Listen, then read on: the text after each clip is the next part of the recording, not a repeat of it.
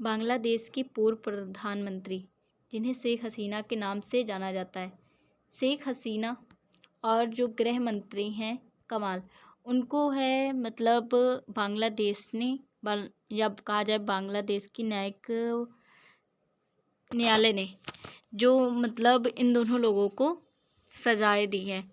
और ऐसा कहा जा रहा है कि इन्हें मतलब भारत सरकार ने अपने पास या कहा जाए भारत में रखे हुए हैं। तो बांग्लादेश के लोग चाहते हैं कि इन्हें फिर से बांग्लादेश में भेज दिया जाए और इन्हें मतलब सज़ा दी जाए। और जो बांग्लादेश की कोर्ट है उन्होंने भी सज़ा को या कहा जाए तो सज़ा इन लोगों को दी है। तो इसमें क्या है कि भारत सरकार जो बांग्लादेश को इन दोनों लोगों को सौंप दे, अगर इन दोनों लोगों को सौंप देती है तो जो पॉलिटिकल रिलेशनशिप हैं या कहा जाए तो बांग्लादेश है वो खुश रहेगा। वहीं पर बात करें जो अगर नहीं सौंपेगा भारत, तो क्या होगा कि जो मानवाधिकार संगठन है और जो इंटरपोल जैसे संगठन है वो भारत पर दबाव बना सकते हैं। तो भारत है क्या इन लोगों को मतलब इन दोनों लोगों को सौंपेगा या फिर जो पॉलिटिकल रिलेशन है ये ख़राब करेगा, तो इसे हम आगे जानते हैं इस वीडियो में। तो सबसे पहले द हिंदू की न्यूज़ को कवर करते हुए हम आगे बढ़ते हैं। तो न्यूज़ ये है कि बांग्लादेश ने आग्रह किया है वो भी इंडियन गवर्नमेंट से कि जो मतलब शेख हसीना और जो मतलब पूर्व में मिनिस्टर कमाल को बांग्लादेश को सौंप दिया जाए। और भी इससे रिलेटेड न्यूज़ें हैं जो कि यूपीएससी के लिए बहुत ही ज़्यादा इम्पॉर्टेंट है। फिर आगे हम बढ़ते हैं। तो न्यूज़ को कवर करते हुए अगर हम बात करें तो जो बांग्लादेश के अंतरिम सरकार मतलब जो अंतिम सरकार थी भारत से आधिकारिक रूप से आग्रह कर रही है, कह रही है कि जो पूर्व प्रधानमंत्री जिन्हें शेख हसीना के नाम से जाना जाता है उन्हें और जो पूर्व गृह मंत्री थे असदुज्जमान खान कमाल, इन्हें बांग्लादेश को सौंप दिया जाए। और इन्हें मतलब सौंप करके जो कि बांग्लादेश इन्हें सज़ा सुनाना चाहता है। तो इस चीज़ को लेकर के बांग्लादेश वासी और जो वहाँ की सरकार है वो भारत से आग्रह कर रही है। और ऐसा कहा जा रहा है कि इन दोनों लोगों के ऊपर मानवता के खिलाफ अपराधों का आरोप है। इस वजह से इन लोगों को फांसी की सज़ा दी जा रही है। और ये लोग इस समय जो कि भारत में कहा जाए तो मौजूद हैं और बांग्लादेश का सिर्फ यही कहना है कि इन्हें मतलब बांग्लादेश को सौंप दिया जाए। तो ये कोर्ट का भी फैसला, इसमें इंटरनेशनल भी जुड़ चुके हैं। मतलब जो इंटरनेशनल पर होते हैं ना, क्राइम को देखते हैं जो अंतर्राष्ट्रीय क्राइम, तो इसमें भी मतलब इस मामले को लेकर के शेख हसीना और जो कलाम जो है गृह मंत्री, इनके मामले से जुड़ चुके हैं इंटरनेशनल संगठन। तो ऐसा मतलब कहा जा रहा है कि जो इंटरनेशनल क्राइम्स ट्रिब्यूनल है उनके तहत कहा गया है कि दोनों को मतलब दोषी ठहराया गया है और कहा गया है कि इन लोगों को फांसी की सज़ा दी जाए। और ऐसा भी कहा जाता है कि गैर हाजिरी में सुनवाई दोषी ठहराया गया। मतलब ये है कि ये लोग उस वक्त वहाँ पर मौजूद नहीं थे क्योंकि ये लोग इस समय भारत में मौजूद हैं और इनकी गैर हाजिरी में इन्हें दोषी ठहराया गया है और इन्हें फांसी की सज़ा सुनाई गई है। आरोप इनके ऊपर कुछ लगाए गए हैं। आरोप जैसे कि अगर हम बात करें मानवता के खिलाफ अपराध इसलिए लगाए गए हैं क्योंकि शेख हसीना के समय में जो बांग्लादेश में दंगे हुए थे और इन्होंने गोली चलवाने का या कहा जाए तो पुलिस को पूरी छूट दे रखी थी, मिलिट्री को पूरी छूट दे रखी थी कि जो व्यक्ति हैं जो मतलब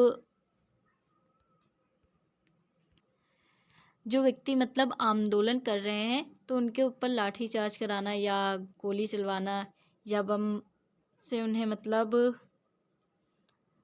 इस आंदोलन से पूरी तरह से उन्हें हटा देना। तो इसलिए इनके ऊपर ये मतलब अपराध लगे हैं। दूसरा तो इन्होंने दमन, हिंसा और सत्ता के दुरुपयोग भी किए हैं कि यही जो जो जनता थी उनके ऊपर गोली चलवाना, ये सारे कार्य करवाए हैं। तो इसलिए इन्होंने सत्ता का दुरुपयोग किया है और जो राज्य संस्थाओं का गलत इस्तेमाल भी किया है। इस वजह से इन्हें मतलब फांसी की सज़ा दी जा रही है। कुछ बांग्लादेश के लोगों की मांग भी है कि जो भारत है वो तत्कालीन क्या करे कि इन्हें मतलब बांग्लादेश को सौंप दे। तो भारत से कहा गया है कि आप तत्काल क्या करो, प्रत्यार्पण कर दो। मतलब इन्हें भारत बांग्लादेश को मतलब सौंप दो। बांग्लादेश ने ये भी कहा है कि भारत और बांग्लादेश के बीच जो प्रत्यार्पण का समझौता भी हुआ है और इसमें भारत में अगर कोई भी मतलब बांग्लादेश का अपराधी जाता है तो वो मतलब भारत है जो कि बांग्लादेश को सौंप देगा। तो ये समझौता भी हुआ है। भारत ने इसे लागू करने का अनिवार्य जिम्मेदारी भी ली थी। ऐसा कहा जाता है कि भारत सरकार ने इसे मतलब अनिवार्य करने की जिम्मेदारी भी ली थी। तो इस मामले में मतलब जो बांग्लादेश है वो कह रहे हैं कि इन्हें मतलब दे दिया जाए जब प्रत्यार्पण जो कि समझौता हो चुका है भारत के साथ में। चेतावनी, भारत में आश्रय देना, मतलब ये है कि जो चेतावनी है कि जो भारत में आश्रय देना इसे अनफ्रेंडली एक्ट माना जा सकता है। अनफ्रेंडली और आधिकारिक पत्र भी कहा जा रहा है कि भारत में मतलब भारत के लिए लिख रहे हैं बांग्लादेश देशी लोग। तो इसमें बांग्लादेश में जो भारत को एक औपचारिक पत्र भेजने की तैयारी भी चल रही है। इसमें इस पत्र को किसके द्वारा भेजा जा रहा है, तो जो डाका के माध्यम से क्या है कि जो भारत के जो कमीशन के लोगों को मतलब भेजा जा रहा है डाका के माध्यम से। और ये कहा जा रहा है कि जो बांग्लादेश के हाई कमीशन के द्वारा भारत की सरकार को भी ये पत्र भेजा जा सकता है। मतलब अभी भेजा नहीं गया है पर भेजा जा सकता है। वहीं कुछ इंटरपोल की भी मदद हो रही है। इंटरपोल की अगर आप नॉर्मल जानो तो ये लोग क्या करते हैं कि जो 196 मतलब देश हैं उनकी जो पुलिस होती है उनके साथ में मतलब संगठन बनाते हैं या कहा जाए तो उनके साथ में मिलकर के कार्य करते हैं। तो इंटरपोल में ये अंतर्राष्ट्रीय जो भी क्राइम होते हैं या अंतर्राष्ट्रीय साइबर क्राइम या अन्य भी जो भी क्राइमें होती हैं उसमें ये लोग क्या करते हैं कि जो भी पुलिस या जिस भी देश से रिलेटेड वो मतलब अपराधी होता है उससे ढूंढने में मदद करना फिर उसी देश को सौंप देना, तो ये सारे कार्य ये करते हैं। तो इसमें भी इंटरपोल ने भी मदद की है कि जो भारत को रेड नोटिस जारी की है। इसमें क्या होगा कि रेड नोटिस, ये अलर्ट नोटिस भी बोला जाता है इसे। तो इसमें कहा गया है कि जो शेख हसीना है उसे तुरंत ही भेज दिया जाए, वो भी बांग्लादेश में, क्योंकि वो लोग अपराधी हैं, वो भी अंतर्राष्ट्रीय स्तर पर भी। तो रेड नोटिस का जो उद्देश्य है इसमें दोनों नेताओं को अंतर्राष्ट्रीय स्तर पर खोज कर गिरफ्तार करवाना है कि मतलब उन्हें खोज करके गिरफ्तार किया जाए। और क्राइम्स जो ट्रिब्यूनल के अभियोजकों ने कॉन्विकेशन और वारंट भी भेजा है। इसमें जो जो क्राइम ट्रिब्यूनल के जो अभियोजकों ने क्या किया है कि उन्होंने एक वारंट भेजा है कि इन्हें तुरंत ही मतलब गिरफ्तार कर लिया जाए। और कुछ भारत भी अपनी प्रतिक्रिया दिखा रहा है। जैसे अगर हम भारत की बात करें तो भारत जो कि स्थिति पर नज़र रख रहा है कि किस तरह की स्थिति है और क्या इस स्थिति में उन्हें बांग्लादेश भेजना या सही होगा कि नहीं। तो ये इन सारी चीज़ों, और भारत ने भी कहा जाए कुछ बयान दिए जैसे कि बांग्लादेश की शांति स्थिरता, कि बांग्लादेश में शांति हो जाए, पूरी तरह से शांति आ जाए, और वही लोकतंत्र के हित के निर्णय लेना चाहता है। कि आपने देखा होगा कि अभी हाल ही में जो आंदोलन हुआ था उसमें जो बांग्लादेश की सत्ता है वो समाप्त हो गई थी। तो भारत चाहता है कि उनकी जो लोकतांत्रिक नीति है वो अभी सही हो जाए और देशों के मतलब है देशों में शांति आ जाए। तो ये मतलब जो शेख हसीना है या इन्हें भेज सकते हैं। और देखा जाए तो भारत है अप्रत्यक्ष रूप से शायद नहीं भेजना चाहता है। तो बांग्लादेश ने अभी तक कुल मतलब भारत ने अभी तक कुल जो प्रत्यार्पण का सीधा फैसला नहीं दिया कि हाँ वो पूरी तरह से इन्हें मतलब भेज देगा कि नहीं भेजेगा। तो इस पर अभी पूरी तरह से बयान भारत सरकार का नहीं आया है। कुछ कानूनी जो है कूटनीति भी जटिलता बन सकती हैं। अगर हम देखें तो भारत अगर जो मतलब शेख हसीना और जो गृह मंत्री हैं इन्हें अगर नहीं भेजेगा तो कुछ कूटनीतियों में जटिलता भी देखने को मिल सकती है। जैसे अगर हम बात करें तो प्रत्यार्पण राजनीतिक रूप से संवेदनशील मुद्दा है। इसमें आपको थोड़ा सा सब्र या हम कहें तो धैर्य रखने का ये मुद्दा है। या तो फिर भारत सरकार रखे या तो फिर बांग्लादेश वाले धैर्य रखें। और वहीं राजनीतिक आरोपी वाले मामलों में जो राजनीतिक आरोपी होते हैं, जैसे अगर हम देखें शेख हसीना और जो गृह मंत्री हैं, तो इन मामलों में प्रत्यार्पण से इनकार भी किया जा सकता है। मतलब अगर हम राजनीतिक आरोपी में देखें तो इसमें क्या होता है, जो प्रत्यार्पण होता है जब मतलब अर्पण कर दिया जाता है तो इससे इनकार भी कर सकते हैं। वहीं भारत सरकार की निम्न बातों पर भी ध्यान रखना होगा। मतलब भारत सरकार कुछ निम्न बातों पर भी ध्यान रखे, जैसे द्विपक्षीय संबंध। जैसे हमने देखा है कि जब से शेख हसीना का तख्ता पलट हुआ है उसके बाद में कहा जाता है कि मतलब भारत और बांग्लादेश के बीच में संबंध अच्छे नहीं है, परंतु ट्रेड्स जो कि नॉर्मल होता रहता है। तो इस तरह अगर हम देखें तो द्विपक्षीय संबंध भी बना करके रखना होगा। वही मानवाधिकार को भी देखना होगा कि भारत को, क्योंकि शेख हसीना और जो गृह मंत्री के द्वारा जो भी कार्य किए गए हैं वो भी एकदम सही नहीं है। तो इस वजह से भारत को भी मानवाधिकार की बातें ध्यान में रखनी होगी। वो भी न्यायिक निष्पक्षता भी करनी होगी कि अगर कोई गलत है तो उसे देश को सौंप दिया जाए तो उसे, या तो फिर उसे दंड दिया जाए। तो न्यायिक निष्पक्षता भी रखनी पड़ेगी भारत सरकार को। वहीं कुछ प्रभाव देखने को मिलेंगे बांग्लादेश और भारत में। तो अगर हम भारत बांग्लादेश की बात करें तो न्यायिक प्रक्रिया को मजबूती दे रहे हैं कि जो शेख हसीना जिन्होंने मतलब मानवाधिकार का उल्लंघन किया तो इस वजह से उन्हें दंड देना। वहीं सरकार की वैधता में भी बढ़ोतरी आ रही है। वहीं भारत क्या कर रहा है कि कूटनीतिक जोखिम को बढ़ा रहा है कि उन्हें ना दे करके, और पड़ोसी देशों के साथ संबंधों पर असर भी देखने को मिल सकता है अगर भारत सरकार करती रही और उन्हें ना सौंपी। वहीं क्षेत्रीय स्थिरता प्रभावित हो सकती है। क्षेत्रीय स्थिरता में अगर हम देखें तो बंगाल जो हो गया, पश्चिम बंगाल, वहीं हम बात करें पश्चिम बंगाल हो गया और जो उधर असम वाला एरिया हो गया, या पूर्व वाले जो पूर्व वाले जो राज्य हो गए, तो इनसे मतलब ये लोग प्रभावित हो सकते हैं। जो क्षेत्रीय स्थिरता है वो प्रभावित हो सकती है इस तरह अगर भारत सरकार इन्हें नहीं भेजती है। वहीं कुछ अन्य देश भी भारत पर दबाव बना सकते हैं, जैसे भारत की कूटनीति पर दबाव। भारत पर दोहरी चुनौती का सामना भी करना पड़ सकता है दोनों देशों के साथ में। जैसे बांग्लादेश की मांग को ध्यान में रखना होगा भारत को। वहीं मानवाधिकार और राजनीतिक चरित्र वाले मामलों में अपनी नीति का सम्मान करना होगा। जैसे कि क्या है कि बांग्लादेश की यही मांग है कि शेख हसीना और जो गृह मंत्री हैं इन्हें मतलब भेज दिया जाए।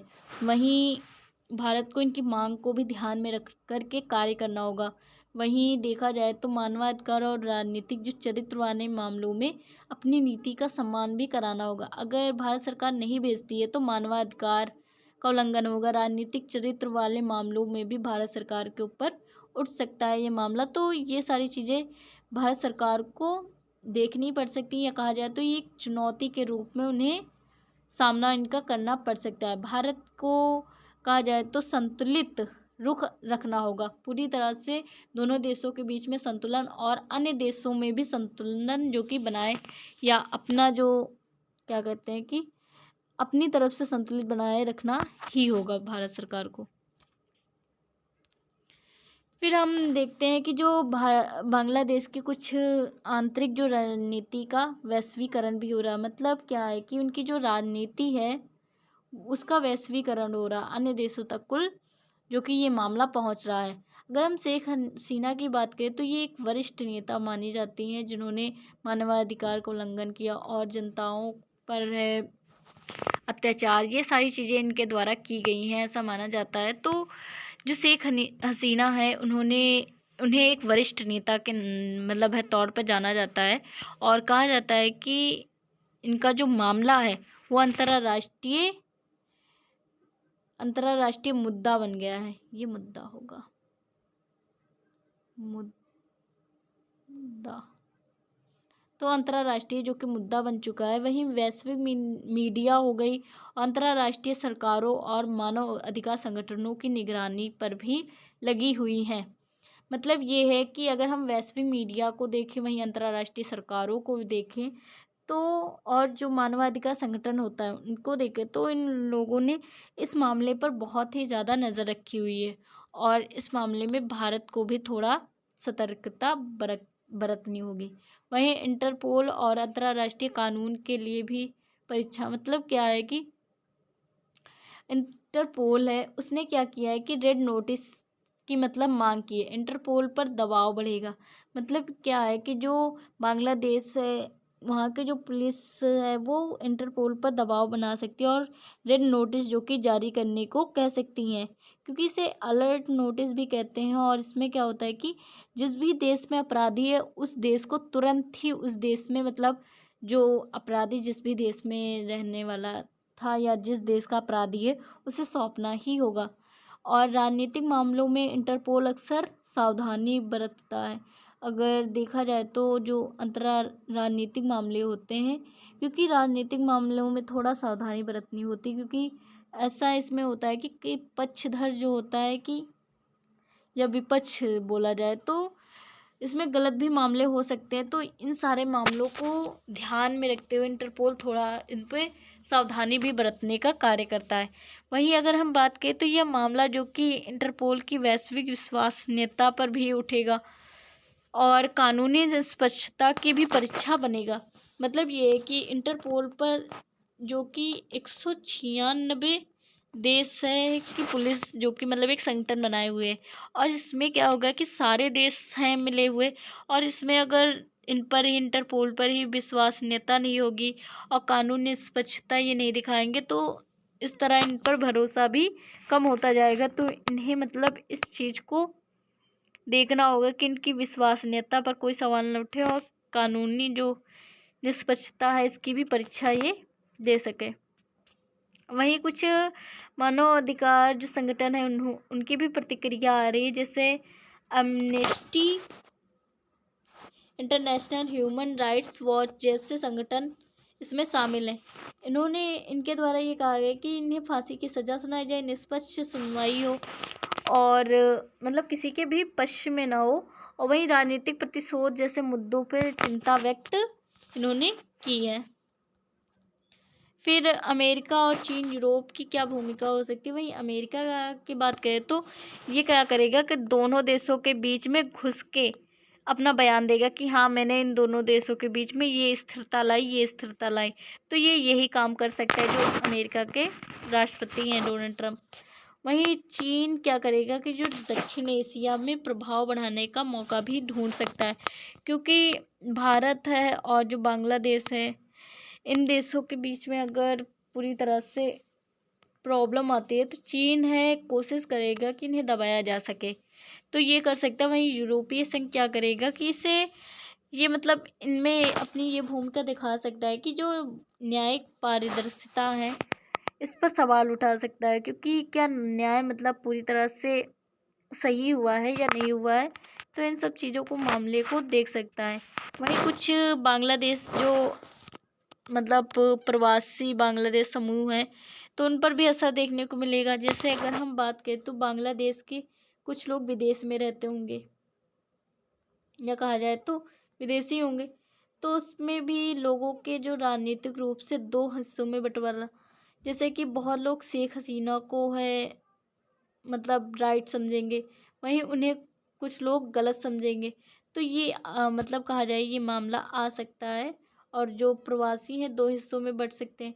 वहीं कई देशों में विरोध प्रदर्शन भी हो सकते हैं। कुछ लोग शेख हसीना को शायद है फांसी की सज़ा इन चीज़ों के लिए बचाना चाहते हो, या तो फिर कहा जाए कि प्रदर्शन ये भी हो सकता है कि भारत सरकार तुरंत इन्हें भेज सके, या भारत सरकार के लिए नारे लग सकते हैं। तो इन सारी चीज़ों को, मामलों को भारत सरकार देख करके चलना चाहिए। वहीं मामला जो कि बेहद राजनीतिक है, वहीं कानूनी और कूटनीतिक भी माना जा रहा है। बांग्लादेश क्या कह रहा है कि उसे तत्कालीन कार्रवाई मतलब करना चाहता है बांग्लादेश। वहीं भारत जो कि संतुलित और सावधानीपूर्वक स्थिति संभाल रहा है, मतलब पूरी तरह से संतुलित और सावधानीपूर्वक स्थिति को संभाल रहा है। वहीं इंटरपोल की जो कि भूमिका आने वाले समय में महत्वपूर्ण हो सकती है। ऐसा मतलब मान सकते हो कि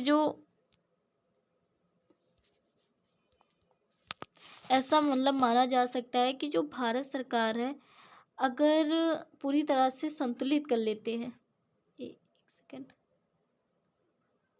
संतुलित कर लेती है अगर पूरी प्रक्रिया को, तो सही रहेगा। और अगर संतुलित नहीं कर सकती है तो दोनों देशों के बीच में संबंध बिगड़े हुए हैं और भी बिगड़ सकते हैं। तो इन सब मामलों को देखना होगा भारत को, साथ ही साथ जो अंतर्राष्ट्रीय इंटरपोल है, और अगर इंटरपोल ने अगर रेड नोटिस जारी कर दी तो भारत सरकार को किसी भी हाल में शेख हसीना और गृह मंत्री को कमाल को भेजना ही पड़ेगा। तो इन सारे मामलों को देखते हुए भारत सरकार को कार्य करना होगा। Thank you for watching.